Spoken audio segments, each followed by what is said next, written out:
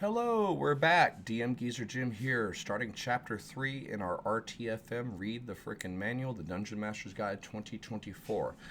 A little bit of an update, a little bit of commentary before we start. Chapter 3, I call it the DM's Toolbox because I agree with what they do. It's called the DM's Toolbox. That's the best way to describe it. A lot of the things that you're going to find here are some of the homebrew rules that have made their way into the system that are being acknowledged by 2024 writers, several different techniques and ways to handle. Not everything here is necessarily rule as written according to the player's handbooks, so kind of be prepared as we go through this. I'm going to take a little bit more time in Chapter 3. We're going to go section by section, bit by bit for each video. That way we can kind of get into the nitty gritty, the word as written, the book as word by word, line by line, but also a little bit of a commentary at the end of each video. So some of these will be just a few minutes long. Some of these are going to be a little bit longer depending on the section. But enough about that. Let's continue and let's start into Chapter 3, the DM's Toolbox. So the first thing, before we go too far, in specifics here, I want you to look down this list on the left. It's all listed in alphabetical order.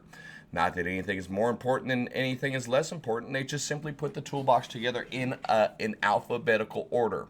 You'll likely be finding yourself bouncing in between sections here as you start getting into the book, but keep that in mind. Not that I'm saying alignment is more important or they're saying alignment is more important. A comes before C in the alphabet. D comes after C, etc., etc. So before you get all stressed out on, oh my God, it's too important, it's not important, it's listed alphabetically as a toolbox in an index. Nothing is greater or lesser. That's just how they organized it. So let's get into the first section. First section is alignment. Okay, keep in mind that this is once again referring to the player's handbook for your basic understanding of the mechanics, the rules, and the concepts. You should have read the player's handbook or the basic rules before you started reading the DM's guide. If you haven't, go back. But anyway, let's get into it. Alignment. As described in the player's handbook, alignment is a role-playing tool. It is a quick way to describe a creature's moral and ethical orientation. Like other elements of the game, it's meant to be a tool to serve you and your game, not a constraint or a burden. Alignment can help your game in three ways: as a tool for player characters, as a descriptor of a creature's demeanor, and as a summary of an organization's ethos. Character alignment. Some common misconceptions about alignment can cause conflicts between players and DMs. Oh yeah, the following sections can help you navigate how player characters interact with alignment. Actions indicate alignment. A character might think they're good and profess to believe that senseless slaughter is wrong, but if that character repeatedly engages in senseless slaughter, the character's beliefs aren't what they profess. Alignment doesn't limit the actions the characters can take. Rather, the actions they take indicate what their alignment is. It's okay to stray from the tenets of one's alignment now and again, and players can and should change their characters' alignments if these alignments no longer describe their characters. Good and evil can cooperate. Good and evil characters can share common goals, though they'll likely use different tactics to pursue those goals. Imagine two characters, one lawful good, the other lawful evil, who are both dedicated to stopping monsters from preying on the people of their city. The lawful evil character is willing to employ methods, such as bribing or threatening potential witnesses, that the lawful good character isn't willing to do.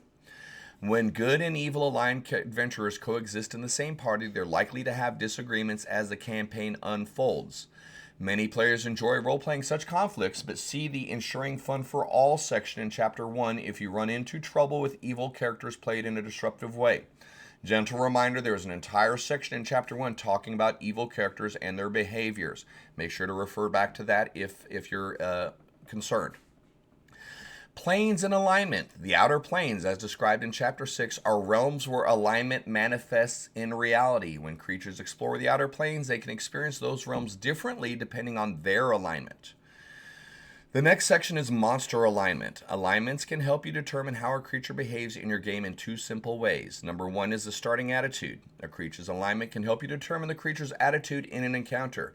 A chaotic evil monster is likely to be hostile, while a lawful good one is more likely to have a friendly attitude ready to help those in need. Personality. Chapter 2 of the Player's Handbook offers a table of brief personality traits linked to alignments that can inspire you as a DM in playing a NPC or another monster in your game. Make sure you understand those. The next thing is organization ethos. It can be useful to assign an alignment to an organization, including a faction, a guild, or a nation, to describe its ethos. Ethos, your choice. This can help you decide how groups interact with each other. An organization's ethos doesn't dictate the alignment of its members or even the alignment of its leaders. In fact, a stark difference between a society's ethos and the alignment of its leadership can generate interesting materials for adventures. For example, imagine a neutral good queen ascending to the throne of a lawful evil empire and struggling to reform its institutions.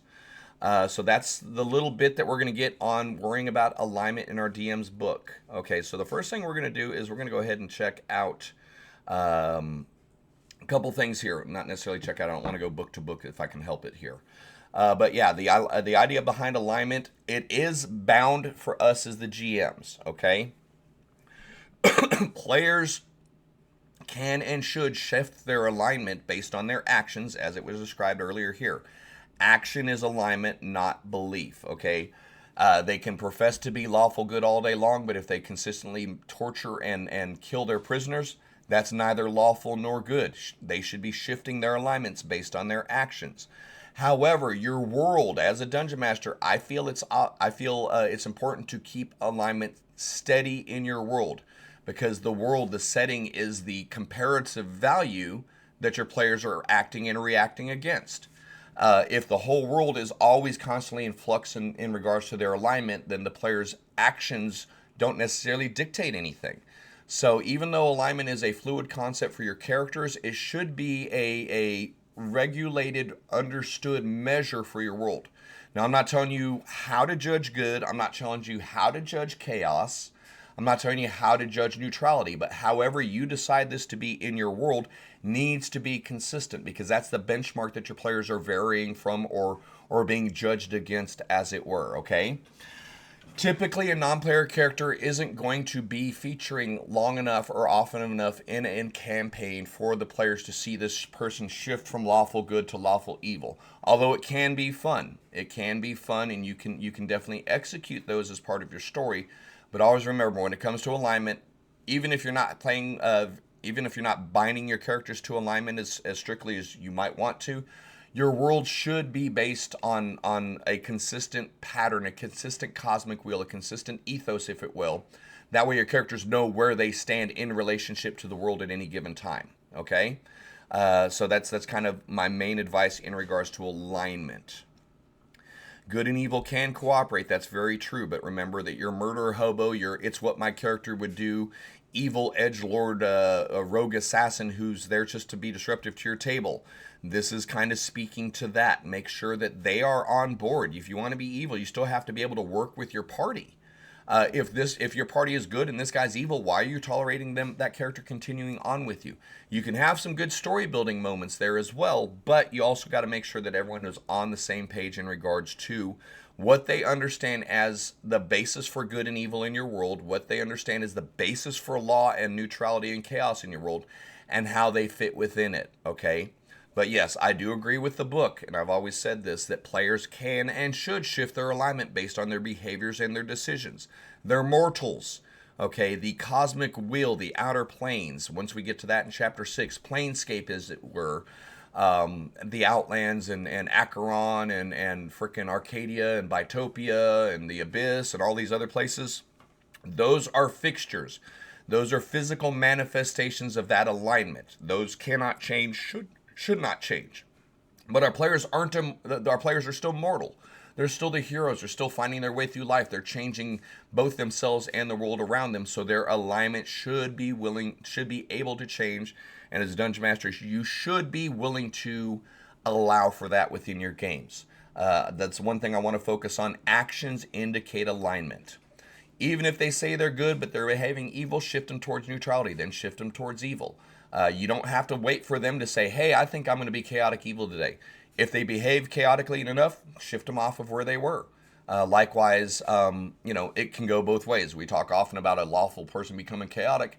A chaotic person, it's less likely, but can become lawful over repeated actions that go against the understandings of their alignment in comparison to your world. I know I'm kind of repeating myself, but if you don't have a basis for alignment in your world, your characters your players are going to be floating around not sure one way or another. And last but not least, alignment doesn't necessarily have to matter. There's a lot of campaigns in the worlds that are being run in modern D&D that care nothing about good and evil, nothing about law and chaos. If it's a burden for you, then don't worry about it. I believe alignments can add a lot of flavor, a lot of content, a lot of context to your campaign. But I've also seen a lot of situations where the table can dissolve into a debate about what is lawful versus what is chaotic, what is good versus what is evil.